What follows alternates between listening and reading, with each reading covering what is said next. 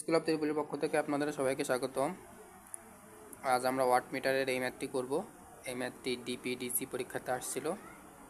তো প্রশ্নে বলা আছে নিচে আনব্যালেন্স লোডটি ভি অফ এবি একটা ভোল্টেজ দেওয়া আছে with positive phase sequence balance source. এদিকে যে আমাদের সোর্সটা ছিল, সোর্সটা দেওয়া আছে পজিটিভ ফেজ সিকোয়েন্স, যেটা ব্যালেন্সড এর সাথে সংযুক্ত। এখন এখানে যে লোডটা আছে আমাদের, লোডটা কিন্তু আনব্যালেন্সড। এখানে বলা আছে আনব্যালেন্সড লোড এর সাথে যথাযথভাবে ওয়াটমিটার দুটি রিডিং বের করতে। তার মানে এখানে যে লোডটা ছিল, লোডটা আমাদের আনব্যালেন্সড লোড, এবং এখানে যে ওয়াটমিটারটা ছিল W1 W2, এই ওয়াটমিটার দুটো রিডিংটা আমাদের বের করতে হবে। আনব্যালেন্সডটা কীভাবে বুঝবো? এখানে যে ইম্পিডেন্সটা দেওয়া আছে, ইম্পিডেন্সটার মান দেখেন একে অন্যের থেকে আলাদা।